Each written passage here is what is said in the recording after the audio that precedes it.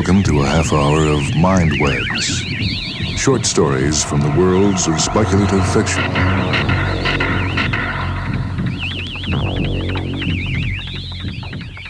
This story comes from the magazine of fantasy and science fiction, August of 1962. The title is The Top, and it's written by George Sumner Albee.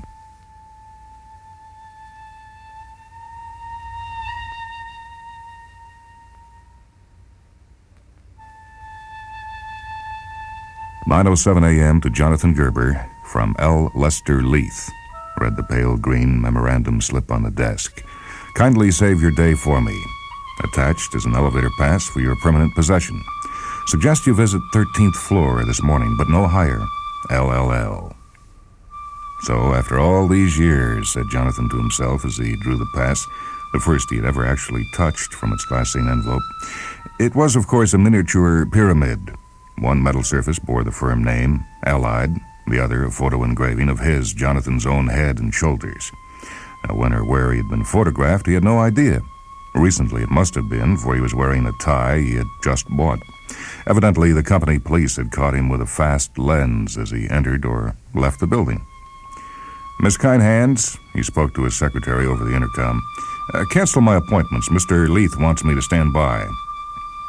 The golden pyramid in his hand, he strode down the lustrous corridor to the elevator bank. 13, and the elevator operator, though he'd known his face and his fuzzy hair's tweed suit for years, faltered in alarm. "Oh, it's all right," Jonathan assured him and turned over his hand to show the pass. "Sure," said the man, and he breathed the two words as a musician might breathe two soft, low notes on a flute. And then he came to attention, shut the bronze door, and pushed his button. 14 years. Or is it 16? Murmured Jonathan to himself, and descended, even as the elevator carried him upward in power and prestige, through the tiers of memory to his first days in the building. He recalled smiling how he had had his doubts about the elevators. As morning after morning they had lifted him to the advertising department on the 8th floor, he had felt against all reason that there was trickery, that he was being carried not up, but down into catacombs beneath Allied's gigantic pyramid. The little electric bulbs in the car, blinking 1 and 2 and 3, had not convinced him that he was traveling upward. The motion was so smooth, nothing could be felt. When the noiseless door opened, nobody could have said where he was. Long, empty corridors, narrow as the galleries of a mine, stretched away without end, their plastic panels gleaming under the light from squares of milk glass in the ceiling. There were no windows anywhere in the building, and the radiance entering through the glass brick might have come from deftly concealed electric lamps. There was nothing to prove it was daylight. Fantasy, Jonathan had rebuked himself. Fantasy, I'm lucky, phenomenally lucky. Here I am, only 27 at Allied. Anybody else would give his eye teeth to be where I am. Nowadays, he used colloquialisms to capture more readers for his ads, but in the past, he'd used them innocently for pleasure.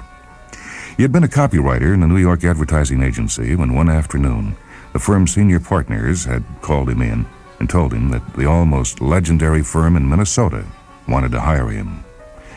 If Jonathan refused the paltry gift of himself, it had been made clear the agency might henceforth find it embarrassing to employ him, and so might other agencies.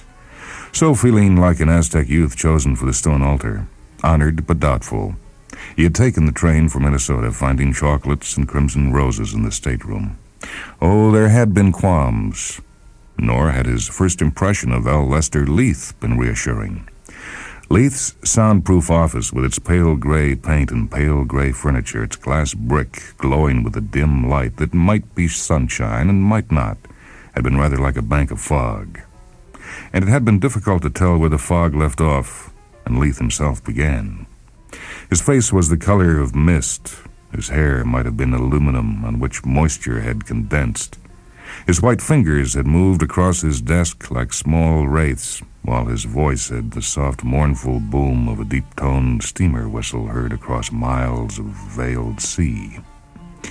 It had taken Jonathan a while to become accustomed to Leith's voice and its miracles of misty circumlocution. "What will my job be?" he had asked, and Leith had replied that jobs were for the lowly and words were not to be used inaccurately. I mean, what will my work be? Jonathan had corrected himself, and Leith had answered. Work. Work. It was work which made the fathers of our nation giants on the land. It was work which made America what it is today, the light and beacon of a troubled world. People have grown soft. They ask for security. The best security, the only security, is work. A third time Jonathan had tried, and Leith had said, What products will you advertise? My boy, Allied has no products. Let us say rather that Allied creates and develops semi-finished materials which enable small manufacturers under the free enterprise system to enrich or otherwise improve certain items for the ultimate benefit of the consumer, Mr. and Mrs. America. Your subject will be Allied itself. I have brought you to us because, well, you have a nice flair for words. I was deeply stirred by your headline for the shotgun ad, A Lad and His Dog. And the little piece you wrote for the diaper people. What did you call it? Oh, yes, Babies Are Fallen Stars. Just give me words like that for Allied, my boy. Give me patriotism, friendship, nobility, love. Thus 14 years ago. Could it be 16? Could it be 17? Jonathan had begun his task of writing for millions of newspaper readers. Little essays without subjects. When his first institutional copy appeared in print, he had feared that people would laugh. But nobody had laughed. On the contrary, letters of praise had come in from every corner of the country. His ad, which listed George Washington's virtues and named Allied as their modern inheritor, had won the National Advertising Council's Platinum and Ruby Medal. His ad, stating that Allied conducted its business affairs according to precepts learned from a toil-worn mother's lips by Honest Abe Lincoln, had been singled out for a special scroll by the Junior Chamber of Commerce. Ever since, he had been writing such pieces with a growing appreciation of their worth, eloquence, and dignity. And meanwhile, L. Lester Leith had shown him only admiration and kindliness. And Allied had raised his salary from $10,000 a year to $17,500 and from $17,500 to $23,200. Each year he was awarded, in addition, a bonus of Class C preferred stock, which he would forfeit only if he left the company before retirement age. He was expected on the 13th floor. A burly young guard in a gray uniform, no doubt a recruit from the college football squad, saluted him. Mr. Gerber, I'm going to show you anything you want to see around here. I really don't know what I want to see, I'm afraid. This is my first visit. Mr. Lee said you might like me to introduce you to the divisional manager, sir. Well, then let's do that, by all means. The guard marched ahead, opening bronze doors. In 15 divisional office suites, Jonathan shook hands with 8 bald thin men and 7 bald fat men. And these were not the directors. These were merely the decision and risk-takers, devoted family men who were paid $100,000 a year and died early of coronary attacks. Jonathan inspected their graph room, their elaborate communications room, their restaurant, their small 3-bed hospital. I see the hospital has its own elevator, he observed to the guard. If a man dies at his desk, you can get him out of the building without anybody getting so much as a peek at him. Well, the planning board doesn't slip up on many details, sir. And Jonathan, in his 4th or 5th year with the company, had had a personal encounter with Allied's precision technique for just such fatalities. One day in the elevator, an engineer named Jax had paled, gasped, and fallen. And while Jonathan knelt over him, the operator had stopped the car between floors, telephoning calmly to the starter in the lobby for instructions. Then the cage had dropped fast and deep into the cellars, and guards with a stretcher had met it. And Jonathan had said, "I'm afraid he's dead." And the chief guard had replied, "Oh, no, sir, he's fainted, that's all, or else he's indisposed. You going to get him to a doctor?" And the chief had said, "Just step back into the car, sir." That had been all there was to it. Later, Jonathan had been unable to pry an unequivocal answer from the elevator operator, from the guards, or from anybody. On the obituary page of the newspaper on the 3rd day, there had been a brief paragraph to the effect that one D.M. Jax, engineer of this city, had passed away. But not so much as a word had indicated that the man worked for Allied. Jax had simply disappeared. The company did not ignore death. It bypassed it. When a man died, his assistant took his place in a corporation with tens of thousands of employees. Somebody was bound to die every day. And work couldn't be repeatedly interrupted. Back once more on his own floors, Jonathan put his head into Leith's handsomely decorated anteroom and said, "If he wants me, I'm back." "The doctor is with him now," said Miss Tabline, Leith's confidential secretary. "But stay near your phone, please."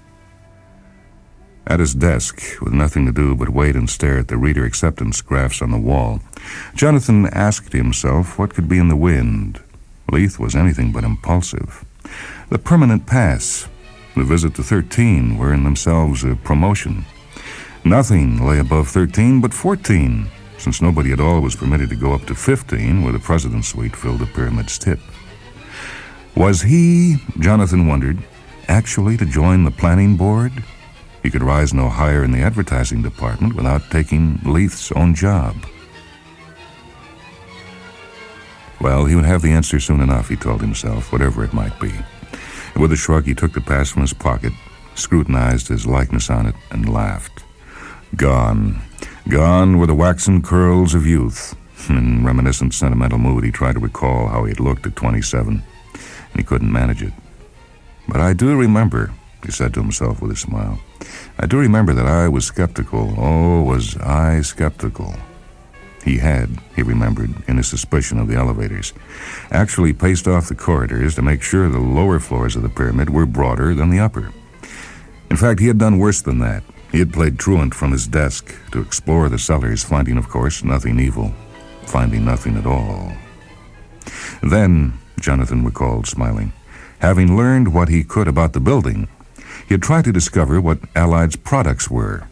Flair for words or not, it had seemed absurd to him at first to write ads without knowing what they were about. And he had been able to learn a little. He had found, for example, that the company's 4,000 products bore alphabetic names ranging from AB, AAB, an adulterant for milkshakes, to Ziz, ZYZ, which were rotors for tractor magnetos. But his collection of OBs and Zizzes had soon bored him. The buzzer on his desk, tuned to G-sharp, sounded. With the dexterity of practice, Jonathan lifted his telephone from its cradle and perched it like a parakeet on his shoulder. "Gerber here." It was Leith's secretary.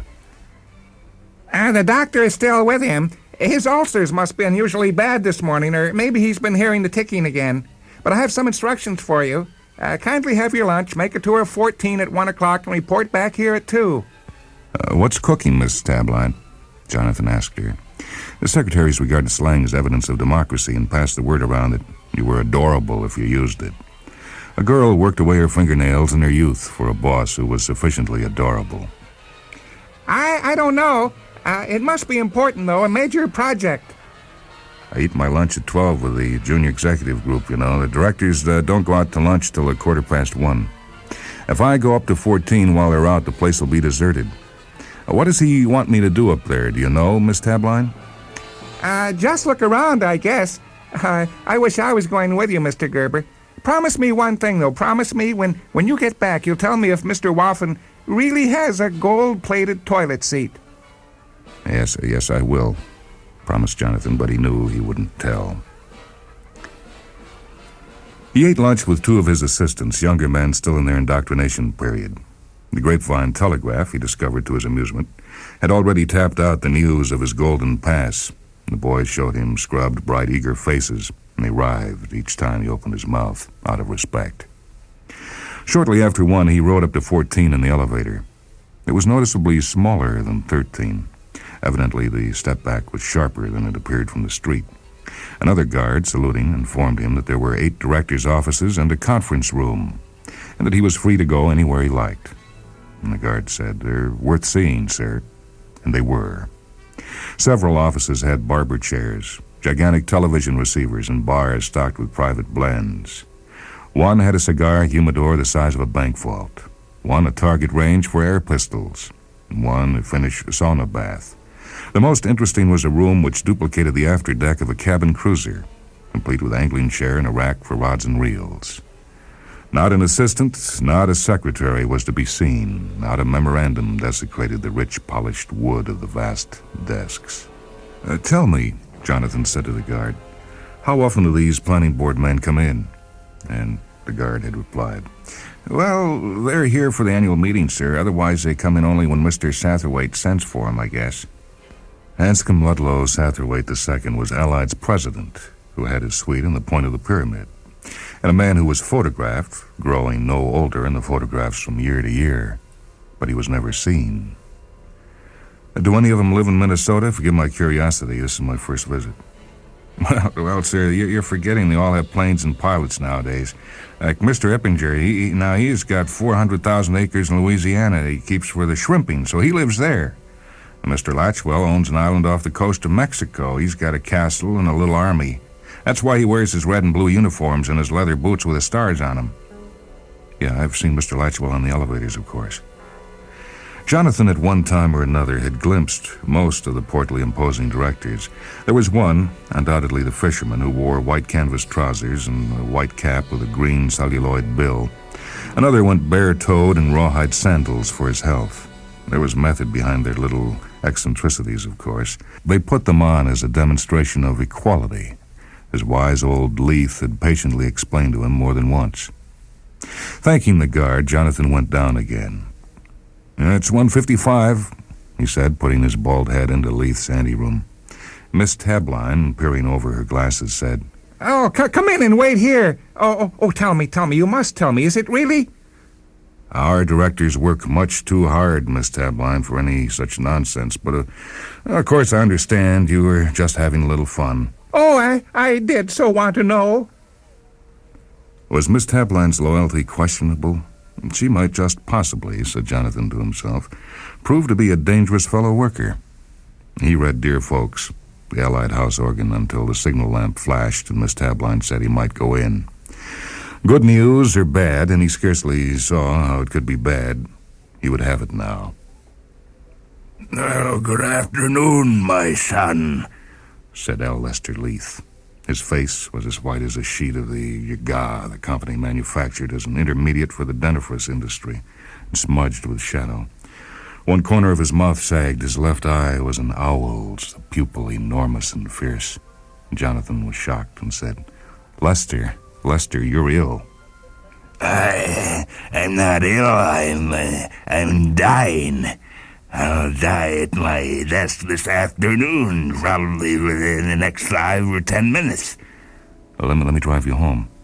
No, I want it this way. I want my death as well as my life to be a demonstration of service to Allied and all that it stands for. But time is short, my son. Tomorrow morning, an inter-office memo, Form 114B Blue, will announce that you are succeeding me as chief of the department. It will start at 50,000.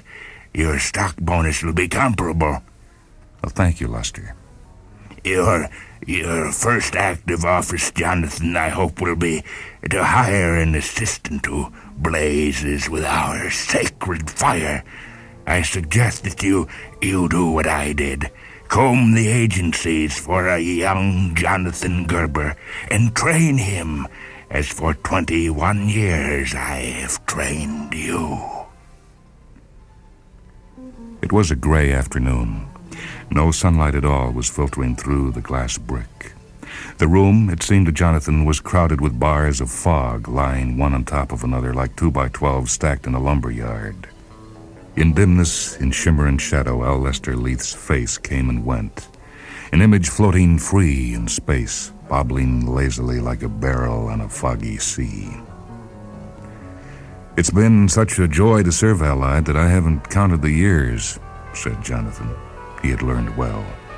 Such pronouncements were now effortless for him, but it was a bit of a blow nevertheless. Has it really been so long? It has, my son, and I know I leave the department in good hands. Did you go up to 13? Yes, of course. 14? Of course, it was your order. Leith swayed. With an effort, he gathered together his failing energy, and he said, Before you take over, there's one more thing, Jonathan. One final rite. You must meet our president. Go up to 15. He sagged on his executive's postured chair. Jonathan sprang forward. Lester. Ever so slowly, Leith raised a white forefinger towards the ceiling. 15, he whispered, and died. Tenderly, Jonathan closed behind him the soundproof door that was now his own. Miss Tabline, please call the janitor. Mr. Leith is no longer with Allied. Down the corridor at the elevator bank, a car appeared the instant he pressed the button, almost as if news of His Eminence had somehow traveled down the dark shaft along the bell wire. And he directed the operator brusquely. The top. The little lamps blinked. The door slid open. But I said I wanted the top. Jonathan protested indignantly. He was the advertising manager. He earned $50,000 a year. His time was too valuable to Allied for him to permit a menial to waste it. And he said, "This is 14, not 15. The operator said, "Sorry, sir, this is as high as we'll go. Speak to the guard." "I will indeed." The guard was already at his elbow, the same chap who had conducted him earlier. "What is this? What is this? I want 15, damn it." "Oh, quite right, sir. Over here." He led the way to a plain bronze door with neither knob nor keyhole. "Just drop your pass into the slot, sir. It operates an electrical circuit and opens the door. You do the same thing on the other side when you come down." "You mean to say Mr. Satterthwaite walks this last flight each time he comes here?" Well, I've never seen him, sir. He must." From coast to coast, hundreds of Allied plants were a whir. 193,000 Allied fellow workers were turning out 4,000 products. Here, at the center of the country, sat this colossal pyramid, which was the center of the whole thing. Here, on the topmost floor of the pyramid, clicked the mind which in its genius comprehended and guided all. And here was he, Jonathan Gerber, about to shake the hand of supremacy. Eyes alight, shoulders squared, Jonathan dropped his pass into the thin slot, walked through the door, and shut it after him. Facing him was a simple staircase of painted steel with a handrail. Climbing it, past rough walls of orange hollow tile which had not been plastered, he marveled. How fitting that Mr. Satterthwaite, with his immeasurable power, should despise its trappings. Many and many a time in his writings, Jonathan had said that Allied's president was a simple man, and as always, the fiction had created the fact. He was. At the top of the staircase, he stepped onto a bare concrete floor littered with scraps of building paper, pots of dried paint, and dead flies. The air smelt like a Stilton cheese. Trying the door at his left, he peered into a black cavern in which greased steel elevator cables slipped over great spoked wheels. He tried a door at his right and gazed into another cavern exactly like it. For 5 minutes, for 10, he stood in the musty heat, turning slowly round and round, looking for he knew not what. A secret door, a cache, a blackboard on which his predecessors might have left, if nothing more, at least their signatures. But he saw only the paint pots, the flies, and 4 small windows like round eyes, one on each inward-sloping wall. Cobwebs and grime covered the windows, but here and there on them he saw the scurf had been rubbed away as by a sleeved elbow. Stepping to the nearest, he broadened the clear spot on it and looked out. He saw a segment of the town, which might have been a ramshackle clutter of blackened boards, and beyond that, the endless plain of Minnesota. And he saw something he had forgotten, that it was winter on the prairie.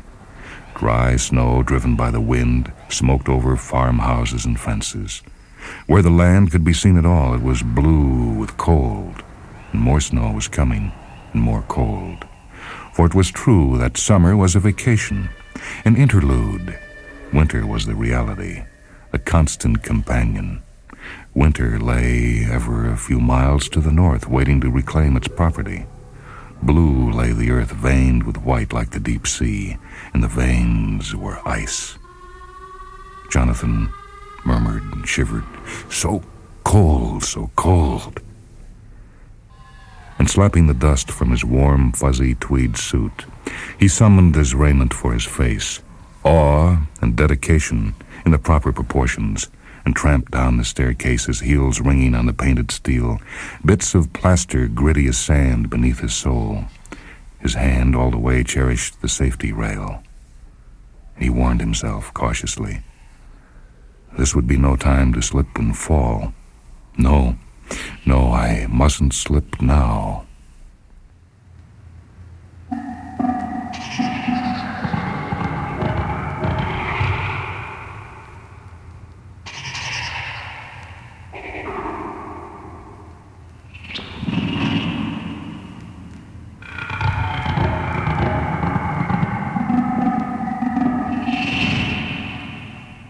The title of that story is The Top, written by George Sumner Albee. It appeared in the August 1962 edition of the Magazine of Fantasy and Science Fiction. This is Michael Hanson speaking. Technical production on Mindwebs by Steve Gordon. Mindwebs comes to you from WHA Radio in Madison, a service of University of Wisconsin Extension.